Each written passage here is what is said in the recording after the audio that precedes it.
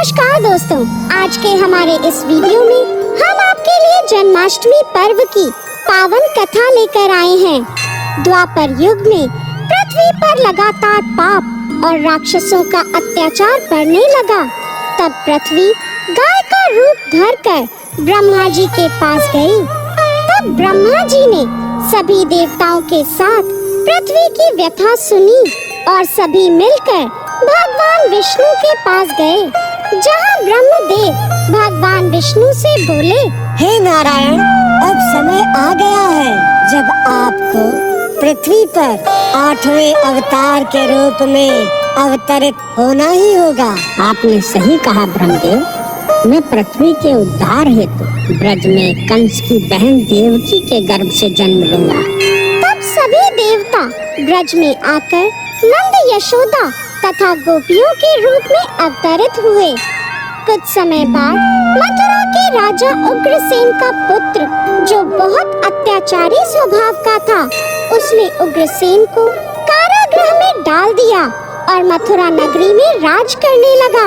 सिपाहियों, पिताजी महाराज को कारागृह में बंदी बना दो। आज से इस मथुरा नगरी पर मेरा राज होगा। आशीर्वाद दीजिए पिताजी। कंस, देखना एक दिन तेरे पाप का घड़ा जरूर भरेगा, जरूर भरेगा। वहीं दूसरी ओर उग्रसेन के छोटे भाई देवक की पुत्री देवकी की शादी की तैयारियां चल रही थी। महाराज वासुदेव, मैं अपनी बहन देवकी से बहुत ही स्नेह करता हूँ, इसीलिए मैं अपने रथ पर आपको लेकर चलूँगा। कंस देवकी और वासुदेव को छोड़ने चलता है। तभी रास्ते में तेज गर्जना के साथ आकाशवाणी हुई। हे कंस, जिस देवकी को तू बहुत स्नेह से अपने साथ लेकर जा रहा है, इसके गर्भ से जन्मा 8वां पुत्र तेरा काल बनकर तेरा वध करे। नहीं, ऐसा नहीं हो सकता। देवकी का पुत्र मेरा काल बनेगा। नहीं, ऐसा नहीं हो सकता।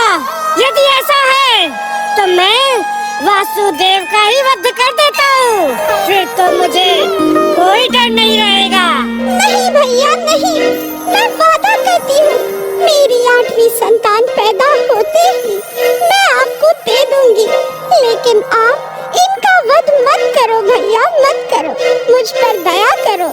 तो ठीक है, लेकिन अब से तुम दोनों मथुरा के कारागृह में मेरे बंदी बनकर रहोगे। कंस ने वासुदेव और देवकी दोनों को काल कोठरी में बंदी बना लिया। समय बीतता गया। जैसे ही देवकी के कोई भी पुत्र पैदा होता, कंस उसे ले जाता और मार देता। ऐसे ही देवकी को अब 8वीं संतान पैदा होने वाली थी।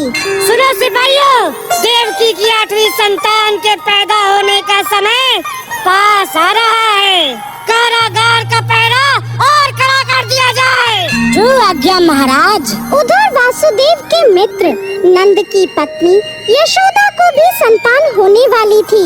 जिस समय नंद और यशोदा के घर एक कन्या ने जन्म लिया, उसी समय यानी भाद्रपद के कृष्ण पक्ष की अष्टमी के रोहिणी नक्षत्र में श्री कृष्ण ने देवकी और यशोदा के यहाँ जन्म लिया।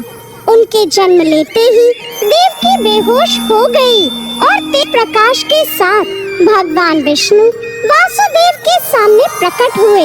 हे वासुदेव, कंस के संहार के लिए ही मैंने अवतार लिया है और तुम तत्काल मुझे नंद के यहाँ पहुँचा दो और नंद के घर जन्मी कन्या को कंस को सौंप। देखते ही देखते कारागृह के द्वार अपने आप खुल गए। सभी पहरेदार गहरी नींद सो गए और वासुदेव की हथकड़ियाँ भी खुल गईं। वासुदेव ने कृष्ण को एक टोकरी में रखा और गोकुल की ओर चल दिए। तेज बारिश और तूफान के बीच नन्हे कृष्ण को लिए वासुदेव चले जा रहे थे। भगवान श्री कृष्ण के चरणों को स्पर्श करने की चाह से यमुना नदी ऊपर की ओर बढ़ने लगी। हे प्रभु, हे प्रभु, यमुना का स्तर तो लगातार बढ़ता ही जा रहा है। अब मैं क्या करूं? तभी भगवान श्री कृष्ण ने अपना पैर टोकरी से लटका दिया। यमुना जी भगवान के चरण छूने के बाद वापस घटने लगी। अब वासुदेव नंद के घर पहुंच जाते हैं। मित्र नंद, मैं अपने इस बालक को तुम्हें सौंप रहा हूँ।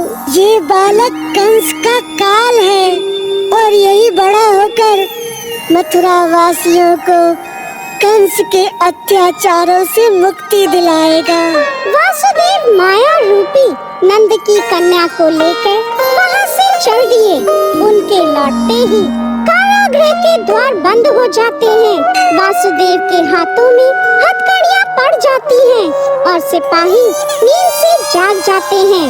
अरे, ये तो बच्चे की रोने की आवाज है। महाराज कंस को सूचना देता है। अरे, ये क्या? ये तो पुत्र की जगह पुत्री है। महाराज की जय हो, महाराज की जय हो। महाराज, देवकी ने पुत्र की जगह पुत्री को जन्म दिया है। क्या? ऐसे कैसे हो सकता है? पुत्र की जगह पुत्री? विधि का विधान कैसे बदल गया? भैया, इसे छोड़ दो भैया, ये तो पुत्री है। आपका काल तो मेरा पुत्र था, इसे छोड़ दो। परंतु कंस ने देवकी की एक न सुनी और उस कन्या को वध करने ले गया। तभी वह कन्या उसके हाथ से छूटकर देवी का स्वरूप धारण कर लेती है। हे क्रूर कंस, मुझे मारकर तुझे कोई लाभ नहीं मिलेगा। तुझे मारने वाला तो जन्म ले चुका है और गोकुल में पहुंच गया है। ये देखकर कंस गुस्से से भर गया और उसने भगवान श्री कृष्ण को मारने के अनेकों प्रयास किए। अंत में भगवान श्री कृष्ण ने बकासुर, पूतना तथा कंस जैसे राक्षसों का वध कर पृथ्वी की रक्षा करी। जय श्री कृष्ण।